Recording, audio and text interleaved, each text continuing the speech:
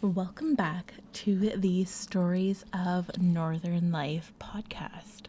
I am your host, Nicole, and today I am going to be telling you the story of Anna Jameson and her time here in Sault Ste. Marie, which she wrote about in her book, Winter Studies and Summer Rambles.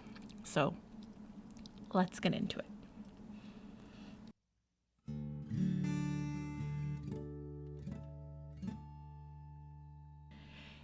In May 1925, the Sault Daily Star released a series of articles on Anna Jameson and her book, Winter Studies and Summer Rambles, which described the Sault in 1837.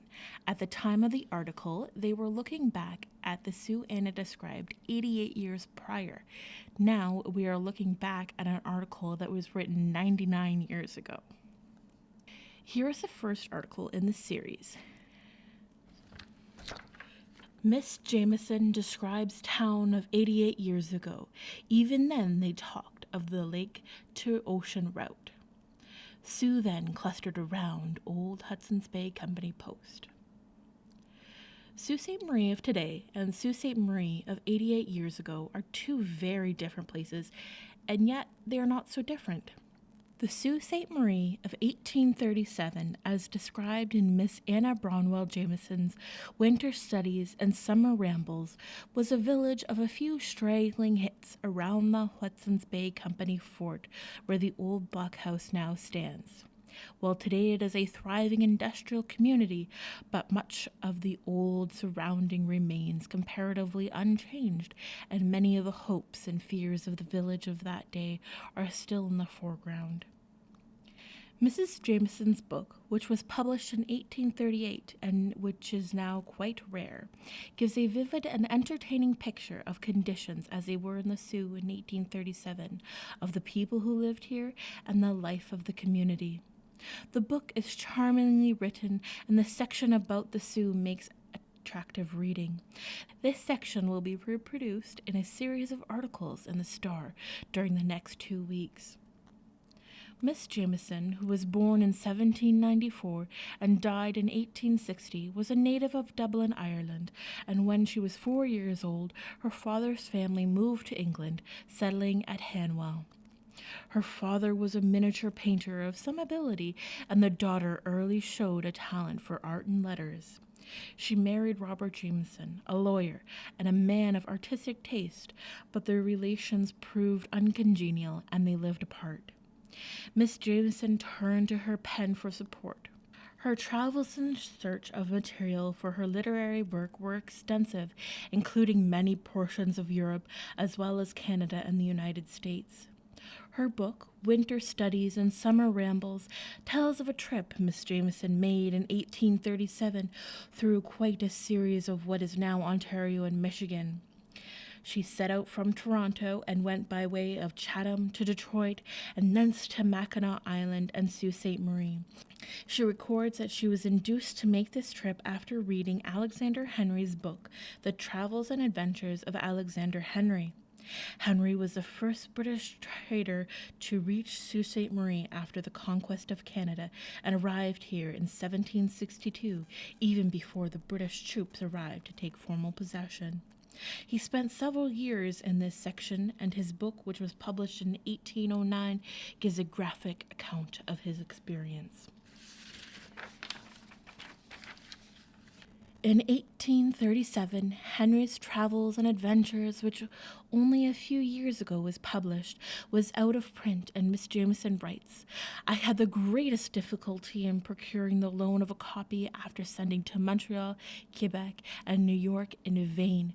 Mr. Henry is the Ulysses of these parts, and to cruise among the shores and rocks and islands of Lake Huron without Henry's travels were like a coasting Calabria and Sicily without the Odyssey in your head or hand." Miss Jameson spent some time at Mackinac, where Henry, 74 years earlier, had a narrow escape from being massacred along with a British garrison by the Indians. She came to the Sault with Miss Henry Schoolcraft, a daughter of John Johnson and wife of the famous authority on Indian lore. In those days, there was no steel plant, no paper mill, no power canal or ship canal, and the St. Mary's Rapids was not blocked off by compensation works, but tumbled down unhampered over a wide stretch. These rapids were the home of the whitefish then, just as they had been when Brule first saw them in 1622, and like every visitor to the Sault from the earliest times, Miss Jameson is enthusiastic over these fish. In those days, people were starting to talk of building the old Michigan State Lock, which is now on the site of the present Poe Lock in the American Sault, and which was the second attempt to overcome the rapids by a canal, the first being the old Bateau Canal, built by the Northwest Company on the Canadian side in 1797. When this canal is completed, writes Miss Jameson, a vessel may load in the Thames and discharge her burden at the upper end of Lake Superior. That sentence might have been written today of the much-discussed lakes-to-ocean waterway. Miss Jameson's story will begin Monday in the Star. And this article was published on May 9th, 1925 in the Sault Daily Star. Now here's a little bit more information about Anna that I was able to find. She was born Anna Murphy on May 17th, 1794 to Joanna and Dennis Branwell Murphy. They moved to England in 1798. There were 4 daughters, and Anna was the eldest. At 16, she became a governess to the family of Charles Paulet, the 13th Marquess of Winchester. In 1821, she was engaged to the lawyer Robert Jameson, who later became the Attorney General of Upper Canada. She broke off the engagement. And in 1822, she actually wrote to her mother saying, "I have the firm conviction that there exists a disparity between our minds and characters which will render it impossible for me to be quite happy with him." She accompanied one of her pupils to Italy and wrote a, quote, autobiographical narrative under the alias of an unnamed ailing young woman who eventually dies. She passed the diary on to a bookseller or publisher for the cost of a guitar if he were able to make any profit. The book was published in 1826 under the title The Diary of an Ennuyée. It had attracted much attention and was Anna's first taste of success and notoriety. She was the governess to Edward Littleton, later Baron Hatherton, from 1821 to 1825. It was then she finally gave in and agreed to marry Robert Jameson.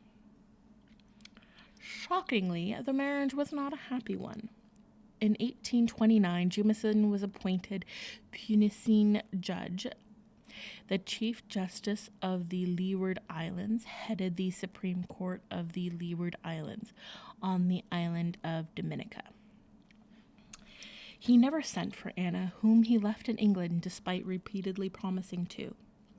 Anna visited Europe with her father and published her book, Loves of the Poets, under her own name in 1829. In 1832, she published Characteristics of Women, Moral, Poetical, and Historical. It is said this is her first work to show her powers of original thought.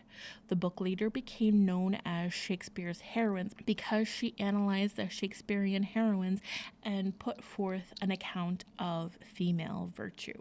In 1833, Anna traveled to Germany to explore their literary world. Also in that year, Robert became Attorney General of Upper Canada, and Anna agreed to join him. She left London in October 1836, arriving in Toronto in mid-December. But going back to 1834, however, Anna published her book, Visits and Sketches at Home and Abroad, which discussed her travel to Germany. Her book, which included analyses of German art and literature, was popular and thus helped to bring German thought to Victorian Britain. Now jumping back to 1836, when Anna left for North America. Another source says she was summoned by her husband, so she may not have desired to really go there, but yet she went. When she arrived in Toronto, it was winter, not the best time of year to visit. Robert, I guess, was to meet her in New York and take her to Toronto, but he never showed, so she had to find her own way. She began to write of her experience, and she didn't have the best impressions of Toronto. Here's a little bit of what she wrote. A little ill-built town on lowland at the bottom of a frozen bay, with one very ugly church without tower or steeple, some government offices built of staring red brick in the most tasteless vulgar style imaginable, 3 feet of snow all around, and the gray sullen wintry lake. She was unhappy with both the city and her marriage. She loved art and literature and culture, so she really loved to be in the big bustling cities, which at that time, Toronto was not. Now, it's a little bit of a different story. She wrote to her parents and sisters telling them that Toronto was, quote, a small community of fourth-rate, half-educated or uneducated people where local politics of the meanest kind engross the men and petty gossip and household cares the women. She then decided to visit the rest of the country in June 1837. She traveled to the rest of southern Ontario, then traveled up to Sault Ste. Marie. She wrote of her experience, and thus we have a picture of our area during that time. She returned to England in September 1837, and in February 1838, she published her book, Winter Studies and Summer Rambles. Her winter is fairly unhappy, but come summer, when she travels and visits various Indigenous communities and exploring the landscape, she writes a much happier experience. She writes, quote, those wild, impatient, tumultuous rapids at Niagara and the giddy, breathless, delicious excitement of shooting the rapids in a canoe at Sault Ste. Marie. She also compared the societal role of women in European society to that of Indigenous societies. She admired their independence. During her travels, she also made over 50 sketches, of most of which are now at the Royal Ontario Museum, or the ROM. In 1837, as Anna was getting ready to leave Upper Canada and return home, she and her husband signed a separation agreement. I don't think this was a true divorce, but an agreement that they would remain apart with no obligation to see each other. He would pay her £300 per year. He wrote to her, quote, in leaving Canada to reside among your friends in England or elsewhere, you carry with me my most perfect respect and esteem. My affection you will never cease to retain. Were it otherwise, I should feel less pain at consenting to an agreement arising from no wish of mine, but which I am compelled to believe is most calculated for your happiness, end quote. Until the Married Women's Property Act of 1870 was passed, British husbands were entitled to their wife's earnings, but their agreement ensured she would be able to keep her money from all the works that she published. The couple never saw each other again once she returned to Europe, but they corresponded occasionally. Anna continued to write and became one of the first professional female art critics and art historians, and she was the first professional English art historian. Okay, so let's get back to the other articles from the Sault Daily Star and see what they have to say about Anna and her travels. The remaining articles are all extracts from her book, and there are 15 in total. So one article is introducing Anna, and the other 14 are all the extracts of her book, as I said. Each article is titled by the section which they're drawn from, or the chapter which they are drawn from. So in the first article, we have Americans called the Sioux. Miss Jameson helped build a fire to keep off mosquitoes. Party start on trip by bateau from Mackinac to the Sioux. So sort of 3 little snapshots are taken from her book here. And the first one, it says Americans called the Sioux, and here she wrote SOU. So this is where we start to see like the really short abbreviations started coming about, where we get our nickname Sioux. So not just Sioux SAULT, but our more common Sioux SOO. And this article was published on May 11th, 1925. And in this one here, you start to see where we get our first nickname, but also she is writing about those evil mosquitoes that have always been tormenting people. And she also here is mentioning Miss Schoolcraft. So we're starting to get some of the big names in Sault Ste. Marie being mentioned as well. The next article is titled Chippewa Indian Hacked Knife into Saw to Amputate His Own Arm Shattered by Rifle Bullet. Miss Jameson surprised at fantastic vegetation on Lake Huron Islands. This article was published on May 12th, 1925. Here she describes the amputation that I find absolutely fascinating, but I know I am in the minority that doesn't find all of this gory, so I shall spare you, listener. And here she is mentioning how she would talk with Miss Schoolcraft for hours after they had set up camp and were settling in for the night. They would just keep talking for hours and hours. So it appears that she really found a true friend in Miss Schoolcraft. Now, our fourth article, published on May 13th, 1925, is titled Name of Mud Lake Alliable, says Miss Jameson. Mosquito pest. Sugar maple on Sugar Island. Rain began just as party reached Sault Ste. Marie. So here they start off by landing on St. Joseph Island to have breakfast. She says it's a picturesque island and has a settlement of Europeans and indigenous peoples. She mentions Drummond Island and how we, quote, gave it up, which we had to do after the War of 1812. And she also mentions Muddy Lake.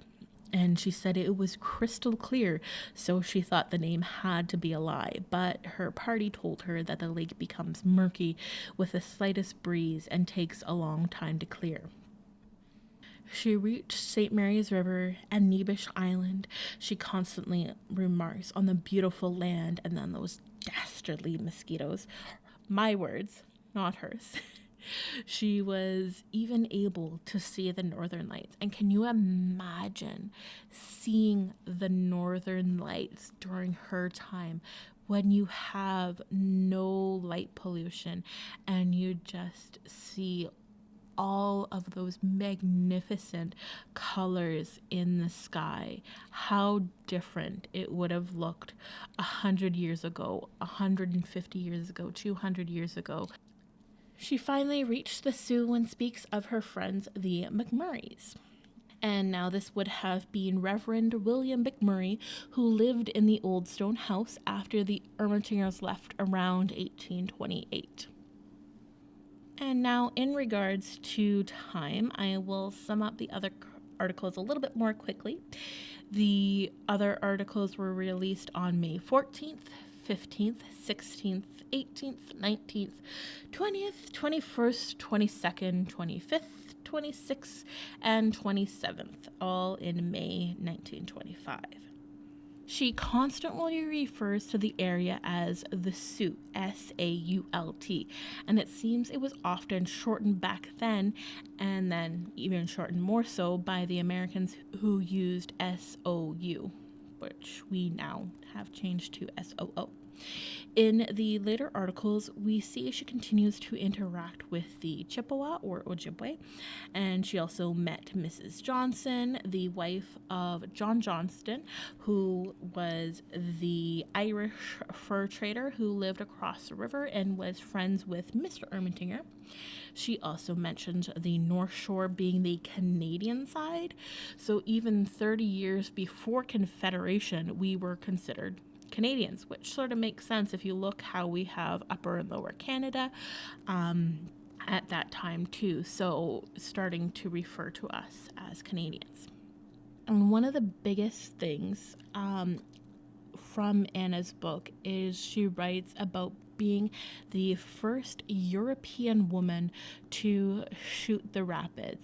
And so this is a very sort of important pivotal point here that we see. One that if you hear the name Anna Jameson, that is the part most people will refer to, is that she was the first European woman to shoot the rapids. So in her book, she really describes not only seeing the rapids, but the fishing on the rapids and the eating the whitefish, and then finally getting to shoot the rapids. And so I would definitely recommend finding a copy of her book and giving it a read. She wrote several chapters on the Sioux, our landscape and our region and the people here. So if you want to get a real picture of what life was like 150 years ago, I would definitely recommend giving it a read. And you can find a copy on archives.org. You might even be able to find a physical copy at our public library. And just another little note, she visited the Sioux on the last leg of her journey. So the part on the Sioux is a little bit closer to the end. So just a heads up if you're wanting to dive in and look at what she wrote about the Sioux right away, look at more of the end of the book. So there is the story and life of Anna Jameson. I hope you enjoyed the episode today, and I will be back next week. Remember to follow us on Facebook and Instagram at Sioux Museum, and keep listening and liking, commenting, sharing on our podcast so that we can reach more people. So thanks for listening. Bye. Hi, I'm J.L. Fizzell, and I write and publish poetry inspired by nature and the art of being human. These are some of my words. In Northern Ontario, I feel like we appreciate summer a little bit longer because we had to wait for it so long. So this poem is from the summer chapter of my 4th book, Human Nature, and it's called Summer. There is something in the air that tastes like adventure. Every breath builds bravery. Every moment becomes memory. It's as if magic hung in the air. It's the one season where we might believe in such a thing.